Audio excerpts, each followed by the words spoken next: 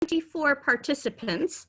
I think we'll get started, and other folks may be joining us. I see the red light that it is recording, so people should know that. First of all, my name is Lisa Mason, and on behalf of TTASC, the Prevention Training and Technical Assistance Service Center, and CPAS, the Connecticut Prevention Prevention Evaluation and Statistics, and the local evaluator work group, we welcome you to this training. This has been one of the top priorities that the coalitions we work with has asked for. We did a mini needs assessment last summer, early fall, and this was something that they asked for, one of the top two things. So we are excited to bring this to you, and we're excited to bring CPAS and the local evaluator work group to share their experiences collecting data during COVID and their suggestions and best practices. So welcome everyone, we're up to 25, we may still get a few more. My name is Lisa Mason, and I just wanted to go over some of the housekeeping. Please mute your microphone when you're not speaking to cut down on background noise.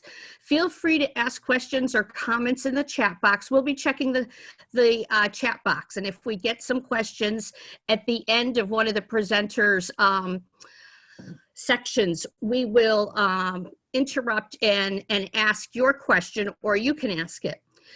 Please participate in the group discussion in the second half. Your input is important, and we benefit, and your training participants benefit from learning from your successes and challenges. This session will be recorded for those who cannot join us, and it's going to be posted to our YouTube channel. So you can go back and rewatch it if you want. And it's also going to be available for others. You will receive the slide deck, so there's no need to try and copy the slides unless you're somebody like me who writing things down as you listen helps log them in. So you're welcome to do that, but you don't have to. And there will be a feedback form, a feedback survey at the end, and we would appreciate your feedback. And then we'll go to slide 2. Okay, Prevention Training and Technical Assistance Service Center basically has one goal, and that's creating a robust, well-informed, and educated prevention workforce in Connecticut. And our goal is to increase the accessibility to and the quality of training and technical assistance, and increasing prevention competencies across critical segments of the prevention workforce. We also are charged with promoting career pathways and advancement in the prevention field, including helping people achieve their prevention certification. And we have information on this on our website. And we provide guidance in filling out the application, as well as support for the international certification exam. How we build that robust, well-informed workforce is building the capacity of individuals, organizations, multi-sector community coalitions to implement evidence-based prevention strategies and best practices. And we accomplish that by organizing events like this, such as learning communities, facilitating access to professional development training, providing customized technical assistance, and creating tools and resources. You can reach us at the website, Facebook, and Instagram prevention logins below. And I just wanted to introduce our team. Mark Nickel, Managing Partner of Cross Sector Consulting, is the Project Director for TTASC. Lisa Mason, that's me. Jen Jacobson joined us after being a coordinator, coalition coordinator in Fairfield. Shay Montemuro is a former health specialist with the U.S. Army and is doing a great job with our communications. And Ken Plord is a former coalition coordinator from West Hartford. So that is our team. And again, we want to send a thank you to CPAS and the local local evaluation work group.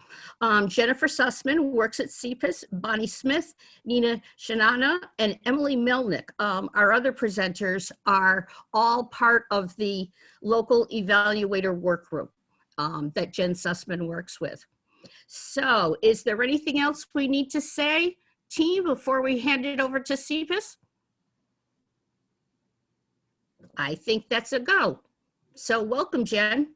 Oh, well, thank you so much to TTask for offering this opportunity for collaboration and for giving us a chance, to work with you all and for the promotion of this event.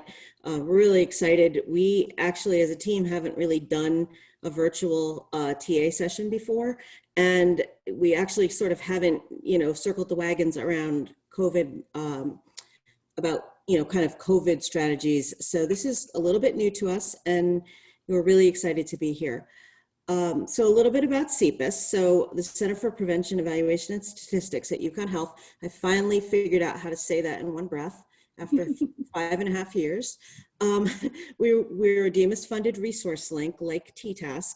We're coordinated and staffed by UConn Health. And, our goals are really to identify, collect, analyze, interpret, and disseminate data. So that's number one. So we created the SO Prevention Data Portal, which there's a link to in this presentation as well. It's kind of our data hub. We also convene, support, and share the statewide epidemiological outcomes work group, which is the SO, and track behavioral health indicators. And, so we do a lot of that around data, but the other prong of our, kind of two-pronged mission is to provide research and statistical expertise and support, and to provide training and technical assistance for evaluation and use of data. And that's one reason why we're really excited to partner with the Training and Technical Assistance Resource Link of Demas to kind of get this information out to you.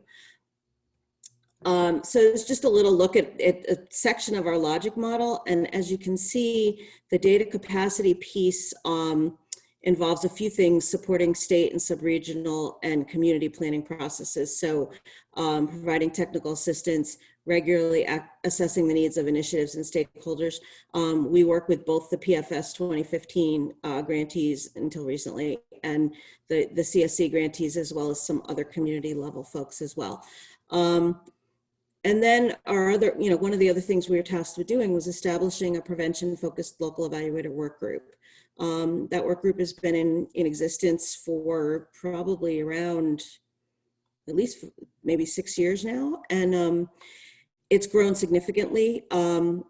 We're also looking to assist in the implementation and maintenance of substance-related surveys. So we give some training and technical assistance outside the local evaluator work group and outside the initiatives for other resource links, folks who need it, or other community level folks as they need it. So, and our portal link is at the bottom of this slide. So the local evaluator work group, a little bit about that. They were originally convened through the PFS Partnership for Success 2015 initiative, and they are comprised of community level evaluators from the PFS, from the CSC coalitions, the Strategic Prevention Framework coalitions, who are represented here, but also DFC community level evaluators, because they're doing a lot of the same work. The group does meet regularly to explore issues relevant to local evaluation, and they do a few things. So, one of the goals is to increase the capacity of local evaluators across the board. So new evaluators who come on, can learn from existing seasoned evaluators, developing and identifying best practices and standards for local evaluation. And this is a case in this situation where, there aren't best practices for data collection during a global pandemic. And, so one of the things we're doing is kind of building the roadmap as we go, and opportunities like today are really important to that, not only to share experiences, but to troubleshoot and to learn what's going on in the field. Also troubleshooting issues relevant to evaluation, and that's kind of what we're doing, one of the pieces of what we're doing here. Sharing evaluation resources, and consulting as a resource for other initiatives. So we have local evaluators who kind of, individual local evaluators who will consult with other initiatives around evaluation, and just generally bolstering the evaluation workforce in Connecticut. It's a small cadre of local evaluators in the group. We've grown significantly. We were featured last year in DPH's opioid toolkit, which allowed us to sort of do outreach to health departments in addition to prevention grantees. And that group is always growing. So if you're an evaluator or looking to get into local evaluation, this evaluator work group is definitely a resource for you. All that being said, commercial over, I'd like to introduce our panel in a little bit more depth. So we have Nina Chanana, Emily Melnick, and Bonnie Smith, and I'm Jennifer Sussman. So Nina, since 2007, has provided evaluation services and program planning support to a pretty diverse group of clients as an independent consultant. And she specializes in development and implementation of high quality mixed. Hi, it's Abby. Hi, Abby. I'm all right. A little busy this morning. How are you? Good, thanks. So let's see, she does mixed methods evaluation and works collaboratively with clients, including schools, nonprofits, city and state agencies, health systems, neighborhood organizations. She's very coalition based. She's conducted evaluations in formal and informal settings and has experience with evaluation planning, needs assessment, resource inventory, data management, strategic planning, and program design. What Nina says she enjoys specifically is helping clients understand the value of evaluation for documenting and demonstrating program worth and building organizational capacity for internal monitoring and assessment. She loves working with committed, avid colleagues who create exciting experiences for youth and their families. They're presenting on that. So welcome. And they're going to tell us about it today, you think? Can we mute our mics, whoever's not muted? Next is Emily Melnick, and she's an independent evaluation consultant as well. She's had about 24 years in this field, and she's conducted a wide variety of health and social service related program evaluations at the federal level, the state level, the community level. She also works with diverse stakeholders concerned with improving health outcomes through Connecticut. She's worked with nonprofit agencies, foundations, local health departments, and community coalitions, employing both qualitative analytic methods like focus group and structured interview facilitation, and quantitative methods like survey development and implementation to assess progress. She works closely with her clients to establish realistic outcomes and design systems to collect and analyze data to inform programmatic decision-making and planning. She received a Master of Arts from University of Chicago, School of Social Service Administration, and a BA from the University of Michigan. So welcome, Emily. And then there's Bonnie Smith, who I am privileged to call a colleague and a partner at UConn Health. She has over 20 years of experience in substance misuse and problem gambling prevention, including coalition capacity building, program evaluation. Right now, she does work for UConn Health as the evaluation coordinator for SAMHSA's Partnership for Success 2015 initiative, soon to end in a very short period of time. She's also the CEO of B. Wayland Smith Consulting, LLC, where she provides clients consultation on prevention and treatment research, evaluation, and coalition and organizational capacity building. She's presented at a number of state and national conferences and received her master, or earned her Master of Public Health from the University of Connecticut Department of, her bio says Community Medicine and Healthcare. We are now the Department of Public Health Sciences. So welcome to Bonnie as well. And just briefly, I am the coordinator of the Center for Prevention, Evaluation, and Statistics, but I have about almost 30 years with UConn Health as a research associate doing state level evaluations and supporting pilot programs around substance misuse and mental health, and both prevention and treatment. So I'm kind of here as a support to these guys. They're kind of the real folks in the field.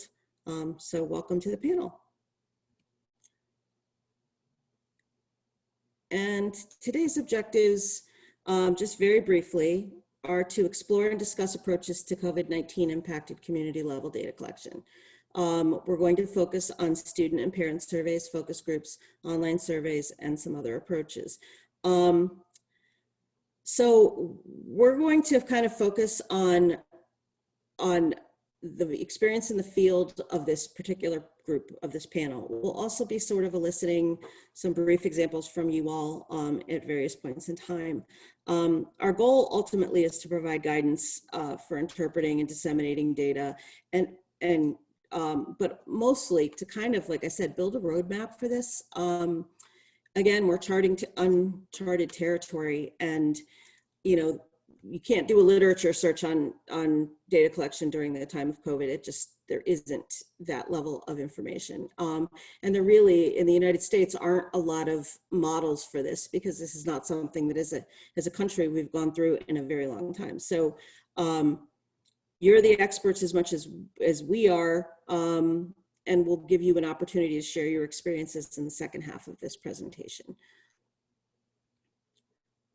So some of you took a pre-event survey that we sent out, and that was really helpful to us in sort of, mapping our approach. The response rate was lower than is indicated by attendance here.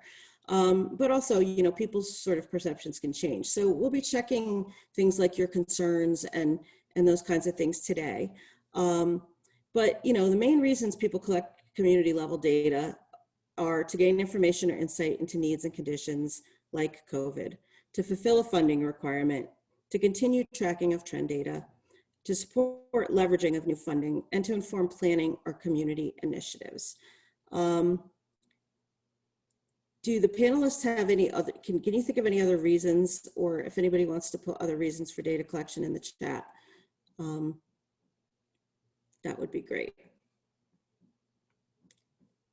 And I can't see the chat right now because I'm sharing, so anybody who wants to call attention to anything that's in the chat. Nothing at this time, Jen. Okay, great. So we also asked you about your concerns about community level data collection, and they kind of fell into a number of different categories, all sort of interconnected. So survey data collection, buy-in. So is the organization that is allowing you, the population, to access on board with data collection? If it's a survey, is the survey approved by the school district, et cetera?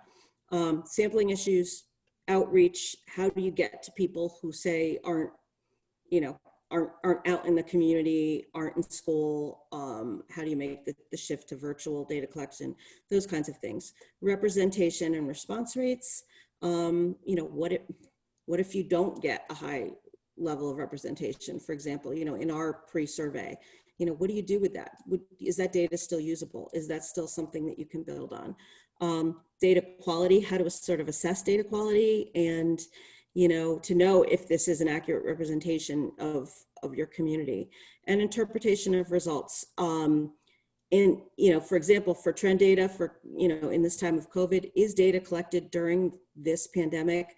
Is that an accurate trend point? Can you compare it to what happened before or what happens after? And, what do you do to sort of unpack those results? And so my last slide here is really just, I wanted to kind of give you a basis in sampling, because a lot of what we're talking about sort of hinges on this idea of representative population, which is one thing that has come up over and over again. And I won't go into detail about sampling,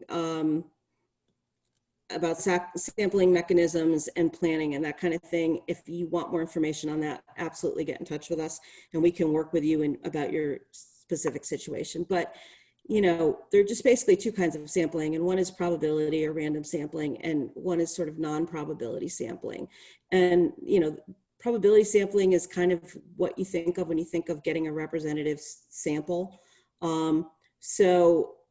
Student surveys, parent surveys, community surveys, where you're looking to sample a subset of your population to find out about the entire population.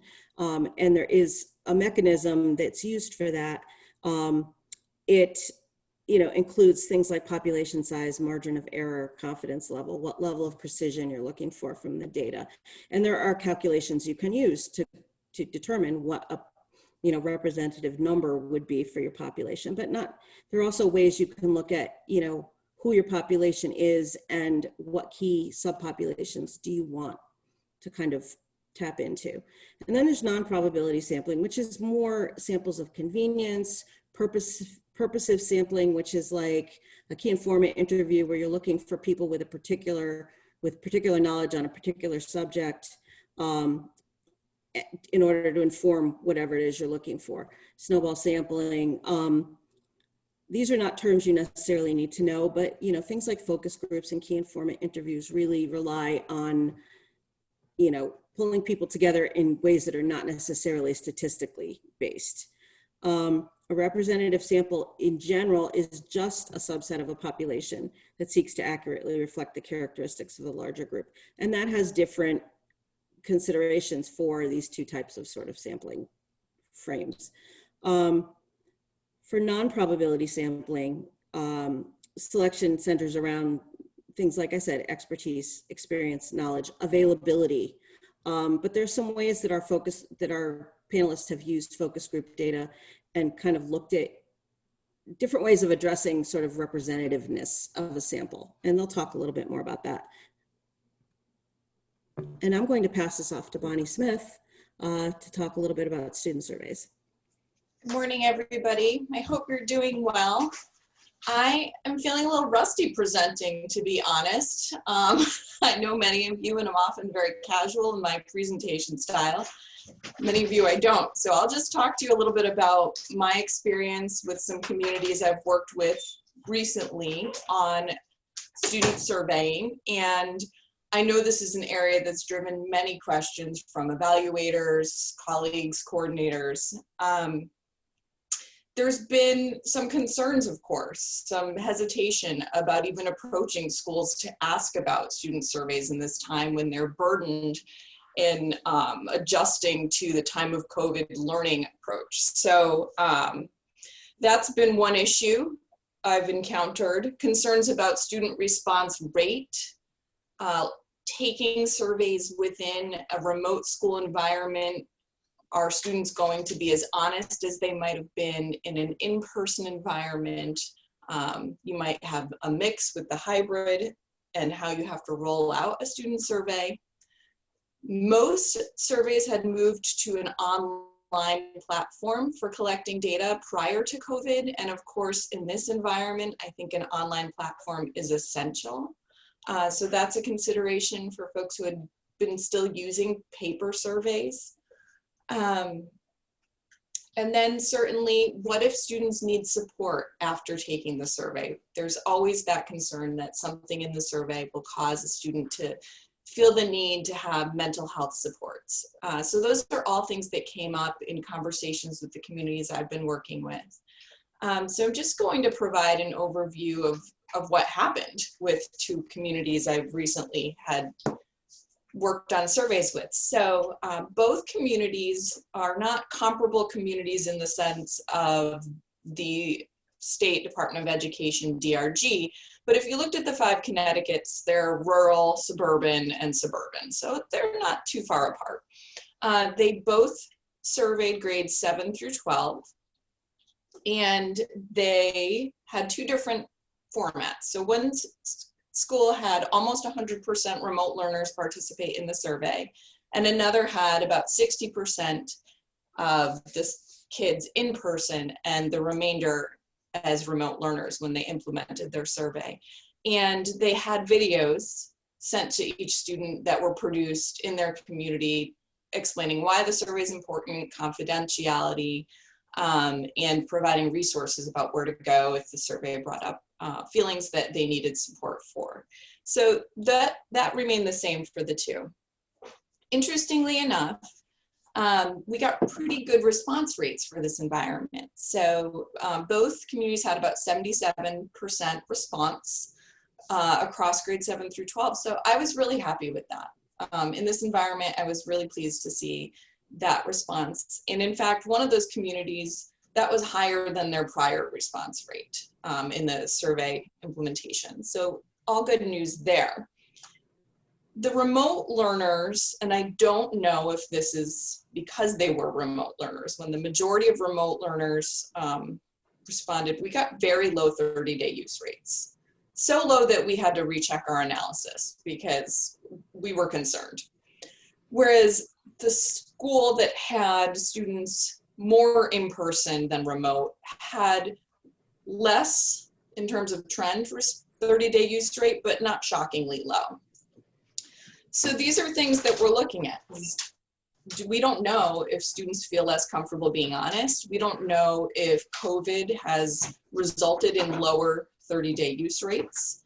And when I present these data, you know, school administrators have said to me, Bonnie, can you tell me if, you know, there's research to tell us what we can expect happens as a result of COVID and after we come out of COVID in terms of use rates? And it's, you know, I almost have to laugh because no, I can't tell you that. We have no information on this. We can't make any assumptions. So I guess my take home here from this process so far has been, well, people were concerned about implementing a survey in this environment. It appears to have been done successfully, although as we all know, we have to interpret the data with caution. These communities did survey because they have grant funding that requires it. So that was really their driving force. But they were able to collect other data outside of student use rates that are going to help them plan in this environment around mental health supports and needs in COVID. And of course, we have those risk factor data, which look more as we would have expected. So perception of peer approval or disapproval, parental disapproval, risk and harm. Those measures don't look as skewed by COVID as those 30-day use rates might. And those are important data points for us to use in prevention planning. So I too kind of jumped with a leap of faith with these communities, thinking like, let's just see what happens. And if we look at the data and it doesn't look like we should proceed with even full reporting, then we'll take a step back. But that's my quick lesson. In terms of trend data, I mean, we're always going to have an asterisk, right? Next to anything collected in this time. We're always going to note that this was the time of COVID and data should be considered with great caution. I consider it a success that these communities got these response rates at about 77%. And to my knowledge, there was no issues with students having any challenges after survey implementation and needing those supports.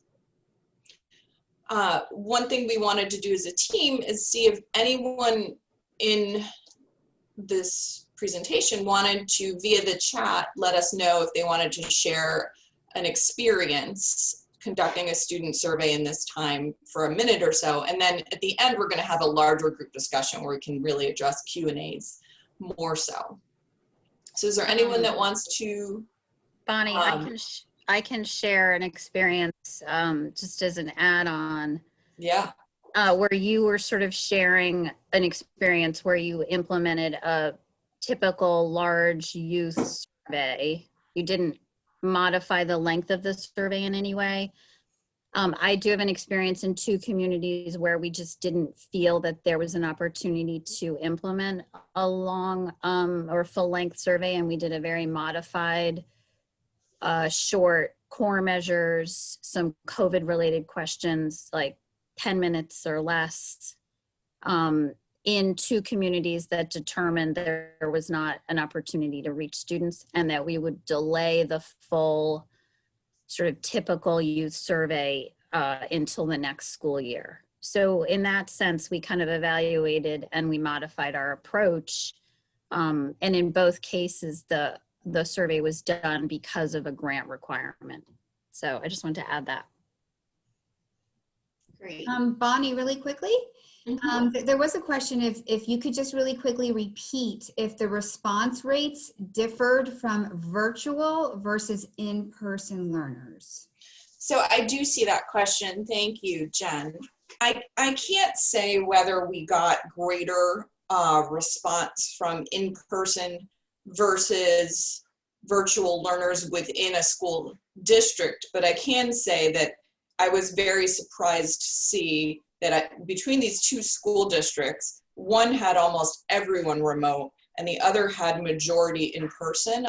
For the survey, they had almost equivalent response rates in these two different communities of about 77%. I have not had the school assess what they expected in terms of percentage of remote versus in-person learners. And the number we received responding that that's how they took the survey. That was part of what we changed within the survey tool. And I see Elizabeth has a comment as well. Yes, what Elizabeth shares that what I'm hearing from Search Institute is that most communities are deferring their student surveys until next year. I think many are feeling pressure to navigate funding requirements with rapidly responding to changing community needs. Yeah, I mean, I understand delaying too, especially if the school is pushing back on all the demands on their plate. And if you don't have to survey right now, you know, don't. If you have to survey for funding purposes, or if you have a research question or a prevention planning question, that's something else. Like Nina said, you can always shorten an instrument or alter a tool. I think from here, if there isn't anyone that has a specific example of an experience they've had, we can move on to the next section on parent and community surveys. Okay, and just one thing to clarify. So if a question comes up, or if there's something you really would like to address with the group in the second half of this, put it in the chat box now, and we'll sort of harvest those in addition to eliciting input from people during the discussion. Thanks. Good morning, everybody. One lesson learned during COVID is that I have to modify my workspace on a daily basis. So today I've been regulated to the basement because there's going to be a lot of noise upstairs in about 10 minutes. So I'm getting very good at keeping my laptop with me and working from probably every room in my house in the past 10 months. All right, so I'm here to sort of start the conversation about parent and community surveys. And personally, in my work as an evaluator, I've done many, more than 5 in the past 10 months in various iterations and forms. So I can at least speak to you about the experience I've had. As many of you would imagine, the only real method at this point in time to collect this type of survey is through an online link. There's really no reason or why anybody is going to be filling out a paper survey, which has worked in the past. In some communities, I had a community I've worked with for many years that was able to collect parent surveys at back to school nights.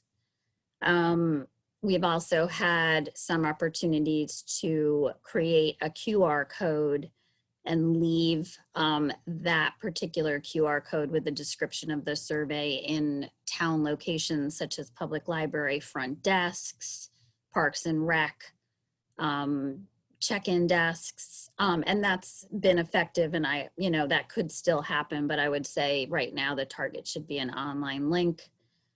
And an online link is convenient because not only can members of your coalition or your community disseminate that link, you can have that link put on social media sites and websites.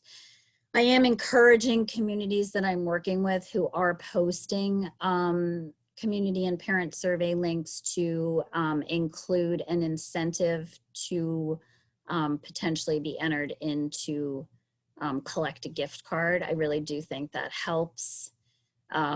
You can attach a name and email to a separate Google form so the survey remains anonymous if that's a concern. And then you can randomly select a name, a winner from that group. I'm happy to explain that in more detail if anybody has questions about how to do that. And, you know, as many of you also know, if your goal is to reach parents, the best way to go about that is through schools distributing the survey. We just had, Emily just shared an experience with a school district that sent out a parent survey. It was very short, probably done in under 2 minutes, and they had over 800 responses in 2 weeks. As we know, there are some school districts that just aren't willing to do that. And if that's something that's denied, I would say it's worth going to individual school PTAs to see if they would include the link in their parent blast, or even individual school principals, because sometimes they're willing to send out something in their communication to parents if the school district is not. Pros and cons, I would say, I think we're all seeing in some cases there's a little bit of survey fatigue to parents. There were many surveys going out, especially over the summer, around COVID planning. I think that has eased up a bit. I've noticed less of that in the communities where I'm working. I think another con is because you are sending out this survey to your contacts or your partner contacts, it's not always as random as you'd like it to be, because you're using existing networks that may have a connection to your work. The precision isn't as tweaked as you might want it to be. That being said, I think you can add some questions into the survey to see who your respondents were. And one way to do that, as an example, is to say, have you heard of the Apple Coalition prior to receiving this survey? And if 50% of the respondents say no, then you know you were able to reach an extension or further beyond sort of coalition members or people directly connected to the coalition, and that's wonderful. Let me see. Obviously, the pros is that just the information you collect can be really, really useful and support the work that you're doing, see what kind of pivoting you might need to do, kind of capture the current climate among parents and community, whether it's around prevention efforts or related to COVID specifically. For all of these surveys that we've done since March, we've included new questions specifically related to COVID, whether it's a direct impact on them as parents or community members, or their observations or perceptions around how it's impacting their children. And I think that's really important information that we need to be collecting at this time, especially if we're not able to directly survey youth.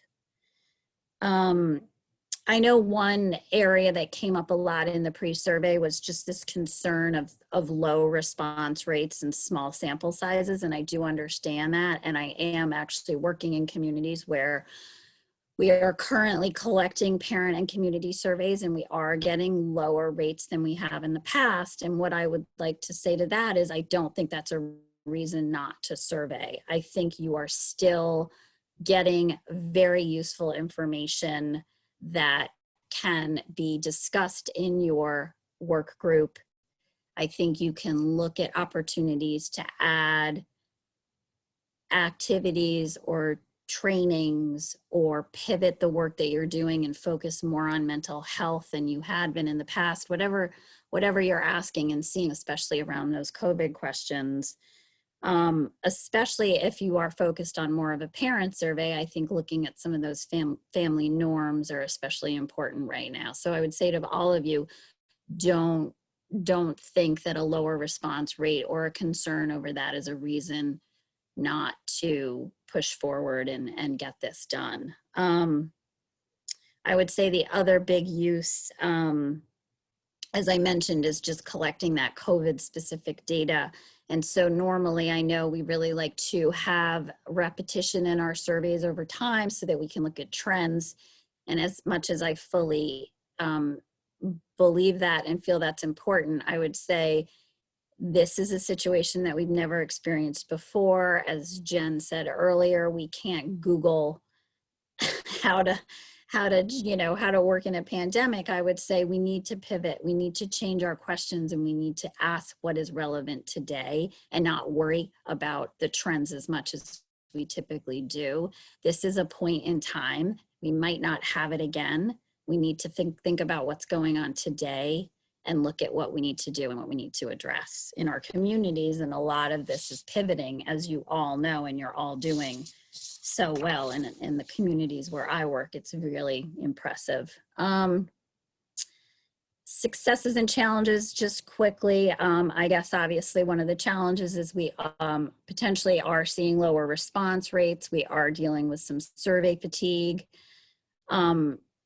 I think we can have the opportunity to support other community partners, whether it's our schools or our police or our mental health providers. And if we are doing a survey, I would absolutely encourage you all to reach out to those partners and find out if there's anything they want to know. And this survey can be a collaborative effort. The information can be useful to everybody. There's no need for all of us to be doing individual surveys. We can work together. And then I think one of the successes I've seen is that we've been able to inform in the communities where we've asked these questions. We have been able to sort of take the pulse of some community norms and some family norms, and specifically related to COVID and how youth are doing and what parents are perceiving their youth mental health issues might be, or their own, and what they might be looking for. Lesson learned is you've got to keep it short and sweet. You cannot put out a long survey at this point. You need to keep it under 5 minutes, even shorter if you can. As I mentioned earlier, I think tying an incentive to the survey is really helpful. And I would say this for every question on that survey in your work group, because you shouldn't be doing this alone. If it's 2 people or 3 people or however many people you have putting this together, for every question on that survey, ask yourself, what am I going to do with this information? Am I including it just because we've asked it before, or is this something that's really going to tell me something and help me in moving forward in the work that I do? And I think that we all need to kind of remember that. It's really important to do. And don't work alone. Don't work in a silo. Make sure you have partners in this effort, whoever that may be. And it's always great to have a diverse group if you can. So I think I touched on everything. If there's any specific questions or if anybody wants to add any experiences, I think now we have a minute.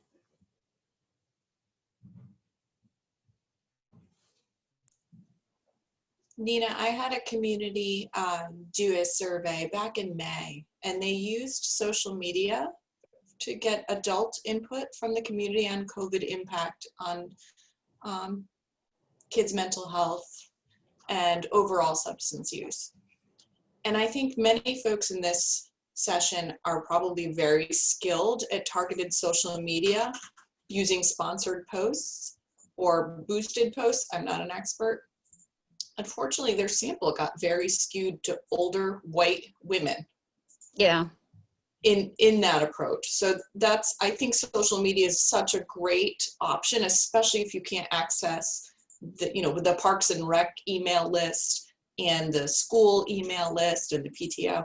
But I was surprised at how that sample got so heavily skewed. And I'm saying that as a cautionary tale, and folks are, I'm sure, far more skilled at this than I am.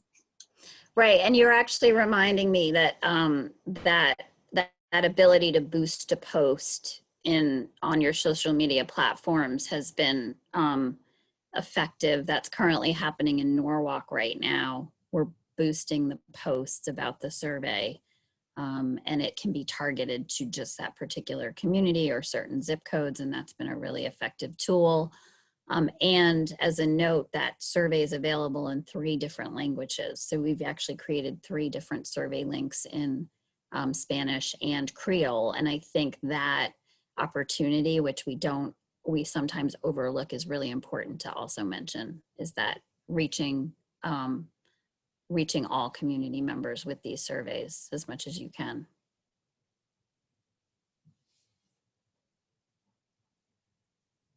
All right, so I think Jen, if it's good, we'll jump to Emily and focus groups. Good morning, everybody. You may see that this slide looks like the other slides. I'm actually, and we're going to talk about all of these things, but we're going to talk about them in the context of a focus group project that Nina, Bonnie, Jen, and I just are in the midst of having completed the data collection and are in the process of writing up. So Jen, do you want to advance to the next slide? Okay, great. So in late 2020, we were tasked with conducting a large number of focus, we meaning CPIS staff through UConn Health and DEMIS, were tasked with conducting focus groups of high school and middle school youth and parents of high school and middle school youth across Connecticut. You'll see on the map that our colleague Alyssa put together. We tried to be as diverse as we could in terms of who we were able to reach. And you can see that we had good representation across Connecticut, except for region, is that 3? I can't see it, so little, region 3. And, you know, we were able to talk to kids and parents in a wide variety of settings. So the first question that you all may have, and I see that in the chat, was also a question about community conversations. You know, is it possible during the time of COVID to successfully implement focus groups? And I would say loudly and confidently that it was extremely successful.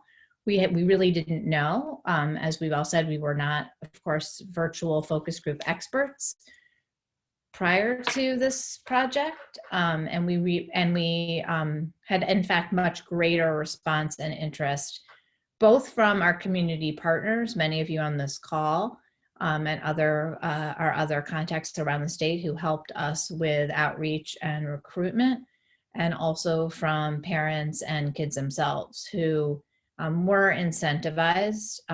As Nina pointed out, that did work well. We paid kids $15 through an electronic gift card and parents $25. But we also overall, you know, had more, as people heard about this, heard more and more interest from around the state. We were able to reach out not only to kind of kids and parents in general, but did some targeted outreach through our partners to LGBTQ youth and their parents, as well as facilitating to Spanish-speaking groups with parents. So that was the overview of the focus group. People asked, you know, we were talking about kind of representation and who we were able to talk to and what kind of information we were able to get from this approach. We were able to, you know, and whether or not we were able to kind of hear from folks, you know, whether or not people were able to, you know, kind of confidently or honestly speak about their experience. You know, we found that, you know, both youth, even in a recorded environment, as well as our parents, were comfortable and kind of increasingly as their peers spoke to tell us what was happening in their life, both in terms of the mental health implications of COVID, as well as their coping mechanisms, both positive coping and negative. We focused, of course, on substance use during this time. At the outset of this conversation, I think it was Bonnie who said, we of course don't have data right now to let us know about substance use. And in her student surveys, for example, she was surprised by that folks were, you know, disclosing lower rates. what we're hearing kind of tracks with some of the popular attention around substance use around both adults and youth drinking more, potentially using marijuana more, potentially vaping nicotine less, but vaping marijuana more. And what our intent for this, of course, as Jen Sussman pointed out, we're not, a focus group is not a statistically representative sample of all of Connecticut, but it does help us, particularly in conjunction with other types of survey collection that we've done in the past, to really paint a picture of what's happening in real time. That I think particularly now when we're not looking at trend data, because it is such a unique period of time, this is giving us real-time information on the stress and anxiety and concerns that families and kids are facing, and the ways in which they're coping, both in terms of the mental health resources that they are seeking and using, as well as the substances that they may be using and having access to. So I see, I think Daniela asked about community conversations with parents regarding, parts of the behavioral health system. I think really this format, again, we needed partners to really help us identify folks, although, certainly any ways in which you reach out to communities through listservs. We also posted on Facebook. We enabled communities to kind of modify social media, a social media ad that we put together to fit their individual needs. But I think you could do this successfully around any topic. We did provide, we asked that participants fill out a demographic survey through a chat link, and we also provided gift cards that way, as well as providing support, a link to supports for folks in case any of the topics that people were talking about brought up either local level, the need for local level supports or statewide supports. I will say that not being there is some concern when you're talking about these issues. We certainly had people disclose situations that were pretty significant, and it was good, and we felt much more confident having some support available to them and to us to help them. But I guess I can't stress enough, as you probably all know, since we're all living through it, that we have a mental health, I don't want to say crisis, but we have a very significant situation on our hands right now. And I think it's ongoing and lasting, and any work that we can be doing right now to understand what our community needs and think about creative ways to serve our community is helpful. I only have 5 minutes. I know that there's some questions in the chat, but and we'll be able to talk about this as well as the other topics more freely in the next half an hour of our conversation. But I don't know if any of my colleagues who were also involved with these focus groups want to add anything specific to kind of our experience conducting these groups over the last 6 weeks. Emily, I think you covered it exceptionally well. It was such a fast and furious process. And just for some background, we had 3 months to get this operationalized within this grant period. And in this environment, that's challenging, including, of course, those of you that deal with contracts and things like that, which slows things down. One thing we all noted as facilitators or note takers is that particularly for parents, they were very eager to speak. And I think you maybe touched upon that, Emily, but I wanted to reiterate that because oftentimes these groups, we weren't sure we'd get parents to really feel comfortable talking about their own substance use or others that they're observing. They were very open and really wanted to talk quite a bit. And also, I think just in terms of some of the technical pieces too, which I didn't really go into, and I think maybe that's on the next slide. Yeah, I was going to say we should make sure we cover that next slide. Yeah, let's advance to that next slide. Jen, there we go. So some of the just technical lessons that we learned. again, about the incentives, again, about working with our community members. I also want to just reiterate this, and Nina brought it up in the last section.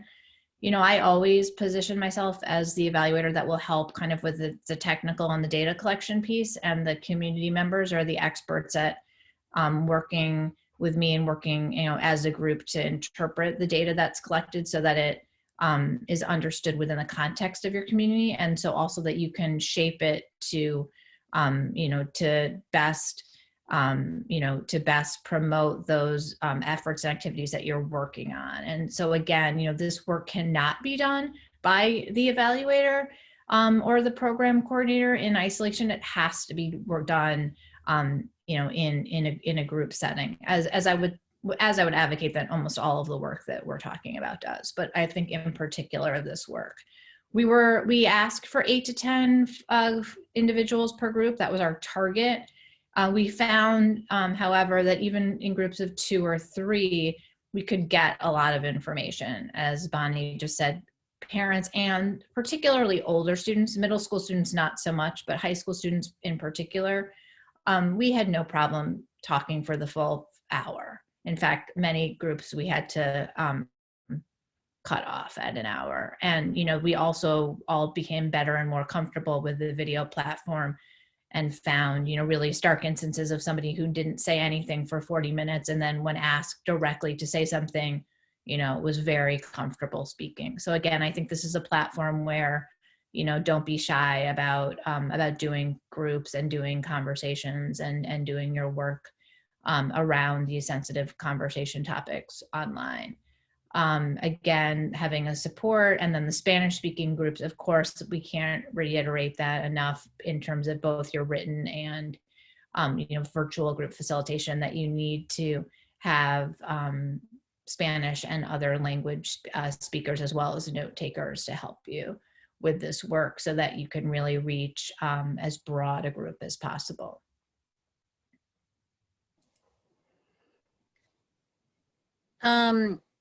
I can quickly just cover this. We only have a couple minutes and we want to give time for the group to talk. I am a huge proponent of key informant interviews for many reasons. The first being they cost you nothing. They're very easy to implement and do, and they're a great opportunity for not only your evaluator to help you with, but for your coalition members, your community partners, your youth, to get involved in the data collection process.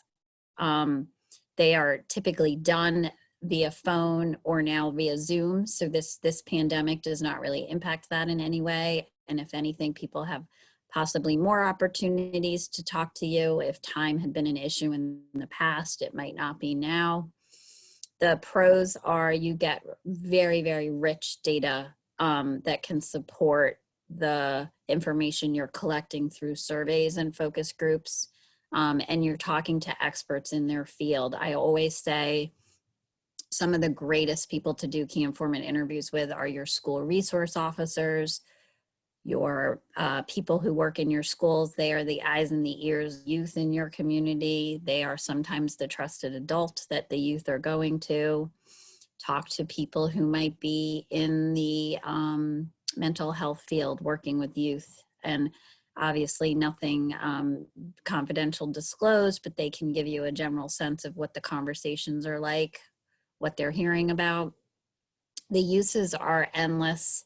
As I said, they can really support the sort of high level survey information that you've gotten. You can sort of look at the more intricacies of what you've heard. Your limitations might be that somebody really didn't have a lot to share or offer, and that's such a small limitation. There's no reason why you can't. And for anybody who's ever doing a grant application, I think being able to add those key informant tidbits, quotes, whatever you're getting, I think it's a huge plus to any application. It shows that you're able to reach people in your community, you're able to get the information that you need to move your work forward. So I think for anybody who's not comfortable doing them, now's the time to start. As you know, we're happy to support you in developing the questions you might be asking. You do want to go in with a set of questions and a plan, but the nice thing about key informant interviews is you can really go in any direction the conversation takes you.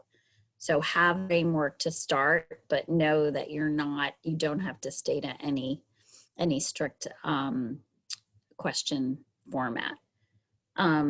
And I think, as I said earlier, now's the time to do it. So we can talk more about key informants, but I think we want to give the group a chance to talk and ask questions.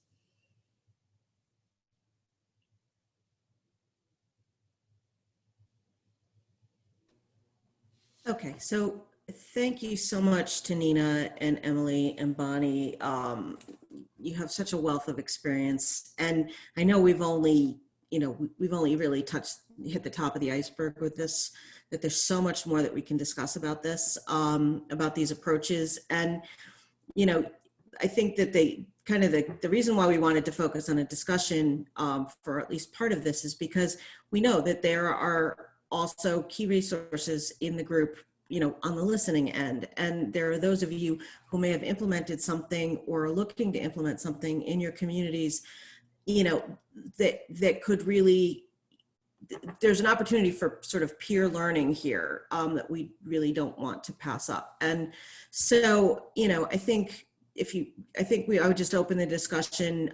If you're not comfortable speaking, put your question in the chat, or if you would like to speak, how do we want to do this? Jen, maybe have people kind of raise their hand or put the fact that they would like to speak in the chat, and then we can just have them unmute.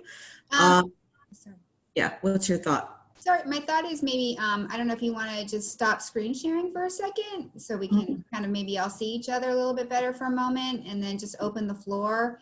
It would be great for those who have either done it or not done any of these things to either share their experience or, as you said, and on this slide, what are your concerns? What are your questions right now? So, Yeah.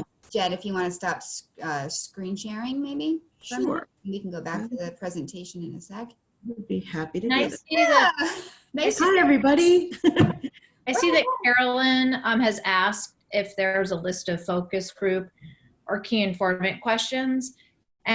And certainly, we can share, if you're looking specifically for questions for folks around, the impact of COVID and substance use, we are certainly more than happy to share the questions that we use. And I think in general, that's a great question for this group, because one of the things that I'm always advocating for and working with my colleagues on is to try to replicate the same questions, whether it's by survey or by focus group, or community survey with each other, because I think that each of our communities kind of understands the magnitude or extent of the problem best if they understand it in comparison to, either earlier points in time, but since COVID is such a unique point in time, perhaps it's best understood in comparison to other similar communities.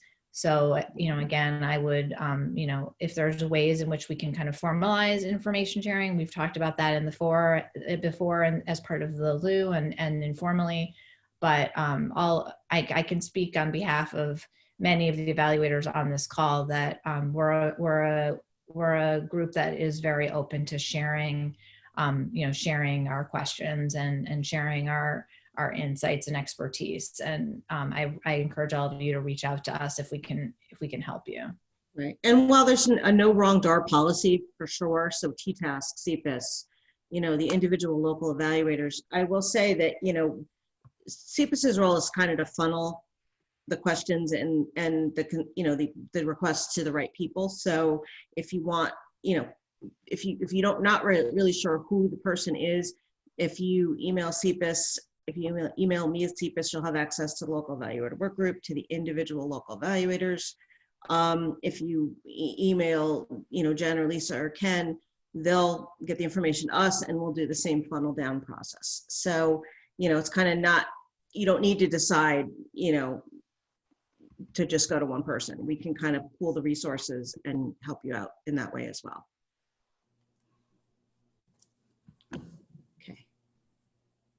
So what else?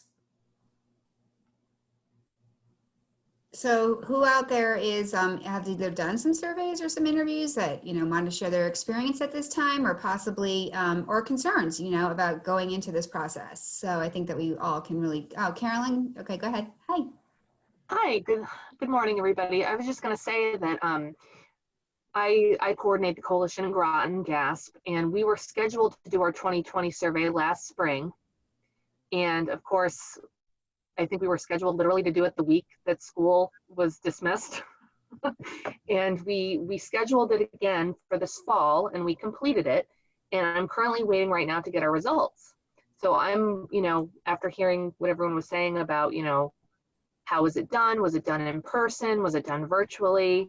We had intended it to be done all in school. So in school and not to be a take home. That was like something we felt like would be the best control when I was working with Archie. But I have a sneaking suspicion that the schools were like, yep, and then just kind of probably winged it to like just get it done for us. I mean, I don't know if that happened or not.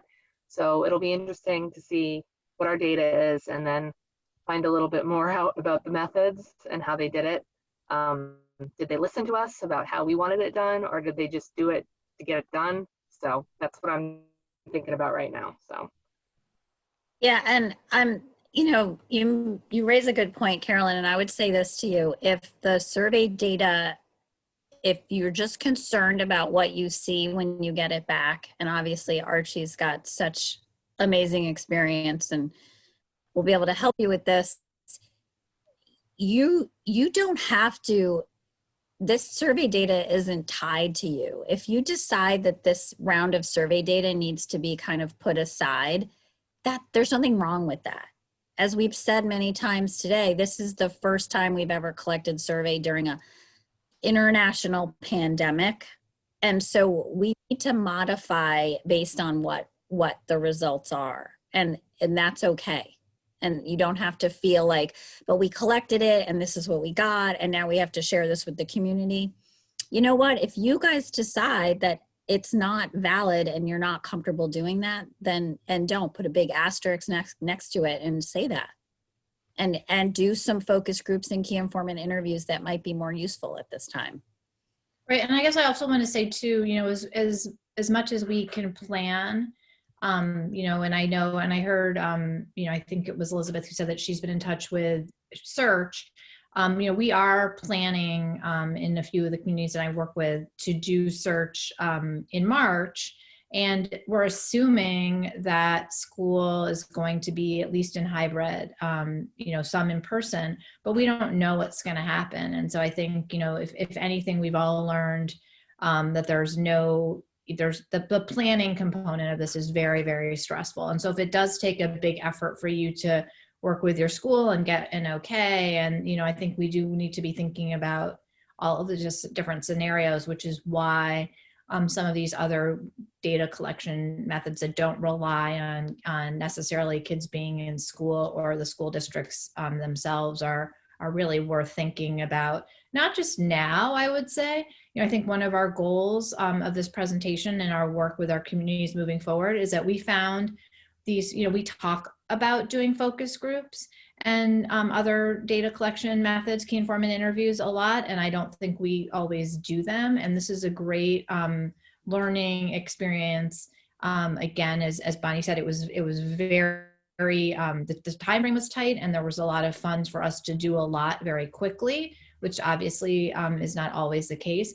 But I really would encourage all of you to be doing more qualitative data collection, and certainly willing to work more closely with folks who want kind of more details on that, as well as more details on how we're coding the data that we're collecting. There's a whole end piece, back end piece that we're not talking about during the survey, and we've all become kind of experts at how you technologically manage that and transcript recording via Zoom. So we're happy again for those people who've mentioned on the chat that they want to do this, and for others to have a more technically focused session on that as well.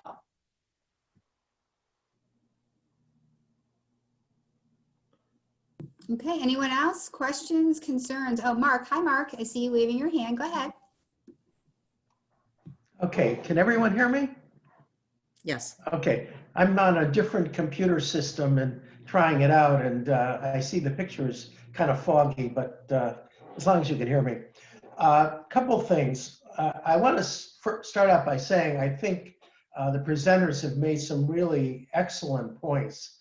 I joined in partially because I wanted to hear how my colleagues were handling some of these situations, and I think they've identified some really good ideas. I want to second the notion of using some qualitative data. I started out being primarily a qualitative data. I started out as a quantitative person pretty much, but I have gone more recently to more qualitative stuff. And recently just completed actually several focus groups within one town, specifically targeting LGBTQ students, and did it on Zoom, and it really worked out amazingly well. We got all kinds of information. The problem is now how we're able to try to utilize some of it in the school system, because the school is sort of overwhelmed with just trying to do basic education, and most of the other kinds of services and so on are kind of falling by the wayside. They're just trying to focus on getting school done. But it certainly is a very valuable way for collecting information. Just a couple of concerns I had. I have noticed I've been doing this survey work for a number of years, is that there has been a trend towards lower response rates, and it has been of concern to me. I think there's a number of factors that have contributed to it, and I won't go into all of them, but I found that schools tend to be a little more reluctant to participate now. There's more issues that they're concerned about. Certainly with issues of timing, there's a lot of demands on classrooms. I talked to my son, who's a high school teacher up in Massachusetts, about this, and he said, you know, Dad, if you came in to ask me if I could do a survey in my class, I'd tell you no. You know, I got too much stuff to do. We don't have the time for this. The other concern that I wanted to raise up is people talk about the new normal. I am not 100% sure we are going to go back to the way things used to be. I know that in the business world, people are saying, you know, we don't really need to bring everybody back into the office all the time. You know, people are doing fairly well on Zoom, although I personally am not a big fan of it. I'm not sure in another year or two, if the COVID situation resolves itself, if classrooms and schools will be operating in the same way as they are now. I think we've introduced some new technologies that may have changed that. And I'd love to hear what other people think about some of that. The other thing I've thought about is maybe including more process kinds of questions. One of the issues that I was particularly disturbed about was I've had a number of students say to me they do not believe that online surveys are anonymous. They believe that once you log onto a computer, you know, someone someplace can always get to your data and know who you are. And so I worry a little bit about the anonymous aspect of that, and that we may have to address that some more. And I've thought about perhaps asking questions, asking people if they feel their responses are anonymous as part of the survey. I think that's it, but I want to again thank you for the points that were raised. I think there's some really excellent points, and I hope that the work group continues to think about and discuss these kinds of issues. Thank you. Thanks, Mark. I want to just say one thing too about, you know, kind of what you're saying about, you know, schools as partners or feeling, you know, feeling what we're asking them is just get something else that they need to do. I do think that, the coalitions that have, really had, have school members and principals and decision makers at the table, for all, as much as possible or all the time, and I've had the privilege of working with some of those, have been able to, kind of really, I don't want to use the word buy-in, but I will use the word buy-in to kind of the utility that they can get something from these surveys as well. And, certainly some of the newer search surveys and some of the other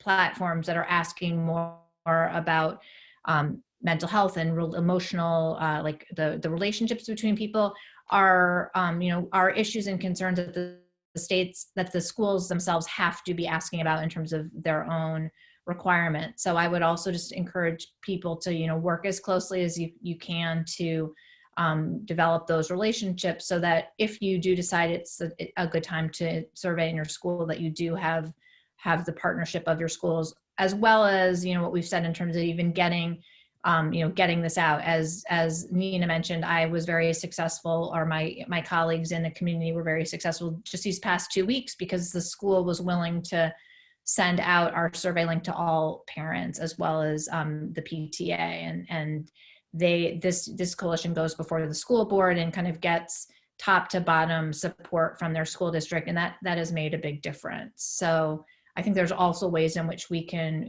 work with all of you, and all of you can work with all of us to kind of share ideas of how you increase community member participation to help facilitate any of the various platforms and methods that we've been talking about. We'll also say, just for a second, on that topic, that, while we talk about all the difficulties with COVID, with overtaxed school systems and, the issues with looking at trend data and everything changing, COVID does provide kind of a unique opportunity to tap into what schools are concerned about. And if you can, create relevance there and, ask them, what are you concerned about, and include those questions into whatever you're asking, then you've got, kind of on the spot, real-time relevance for those who you need permission from to collect the data. And I think, that's something that I know has worked for some people. But, it's kind of the silver lining approach, but I do think that, there are things that schools and communities need at this point in time that they just have no idea how to tap into.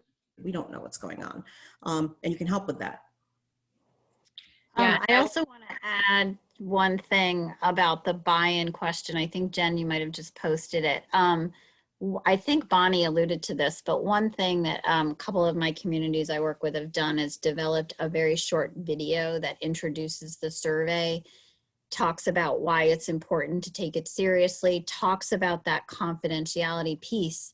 The people in the actual video are recent graduates from that school who themselves have participated in the survey. So it's more of that peer-to-peer information sharing, and we've gotten really good responses to that. And what we had heard in one of these communities before this video was that the information and instructions from the teachers had varied tremendously, where some teachers were saying, you just got to take this survey. I don't know what it's for, just do it. And others were actually explaining what the survey was, why it was useful. So there was such a discrepancy between those instructions. We decided we'd take that burden off the teachers, make it a very simple, short video. And again, I'm happy to share an example of that. If anybody wants, you can email me. You'll get my email in a minute. So that's one suggestion I did. Nina, I'm going to jump on that. As to me, my take home, and not just within COVID, but preceding COVID, is if you can do a video 90 seconds or less, as Nina's groups are excellent. It is so essential because it really makes the instructions consistent. And in the programming of the survey tool I use, I remove the ability to track IP address, and I state that in the survey video and then in the introductory section. It doesn't eliminate all of the concerns that Mark raised about confidentiality, because students do believe by logging in or using the Google Classroom platform, et cetera, they can be tracked. But it's one more layer to say, hey, we are not looking at IP address as one area. So video, anytime it's possible. And I've seen folks do it very low tech, but high quality. So just reiterating how important that can be. To respond to a question that Mark Nickel asked, so I'll just read it so we can kind of understand it. Greetings, subject matter experts. Well done in sharing your insights and expertise. Do you have any general guidance or insights on how other traditional community needs assessment data sets are being affected by the epidemic? For example, in and out of school suspension data, or even ED utilization, crime, those kinds of things. Also, what guidance would you give for using changes in demand for services such as behavioral health? And I don't know if anybody else wants to address that. I mean, one of the things I will say about the community needs assessment data is that everything is affected by the way things are right now. And not only that, but a lot of that data is sort of being held back because, you know, of trying to determine what issues might be different in reporting and coding and all of that. And I think it really will be a while before we really can look at that data and put it into the context of the time. I don't know if any of you have any community specific experience with how you kind of get around that issue and how you look at community needs, you know, using publicly available data that's kind of non-existent or really kind of skewed right now.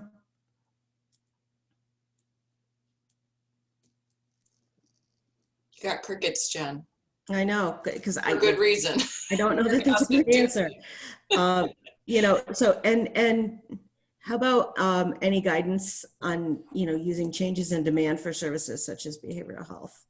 I mean, I don't have any quantitative, I mean, again, I would say some of the questions that Mark Nickel was asking in particular have to do with data sets where there's almost always a lag anyway in terms of getting that information. So when I've looked at, this is not about, when I've looked at school, I've done other studies where I've looked at school suspension and expulsion data, and that often is like a school year behind. So I think, you know, I don't, you know, again, that's a great question to ask the school, but I think that typically that information is lagging anyway. So again, it kind of speaks to our ability to do, you know, while not representative, to do focus groups, et cetera, to find out kind of what some of the real issues are. You know, for instance, the last part of his question about changes in demand of services, you know, we heard a lot from, while it wasn't necessarily a question that we asked specifically, you know, we heard a lot from kids and parents about the use of therapists, the access to mental health services right now, some of the issues that kids are facing. And I want to also second what the other Mark said is that, you know, I agree with him that, you know, I don't feel that we're going back to quote unquote normal soon or potentially ever. And in terms of kind of behavioral health services, they may always be, you know, more available online or available in different ways.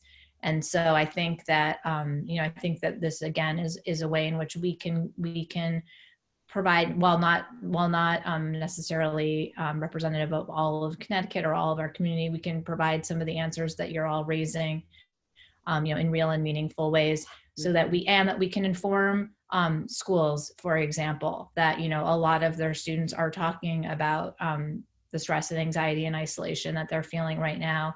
And, you know, they, I'm sure, are concerned that because they don't have teachers whose eyes are on all those kids, as well as other supports that, you know, communities rely on to kind of to monitor some of these, you know, some of these issues that they might be monitoring if kids were in school full time.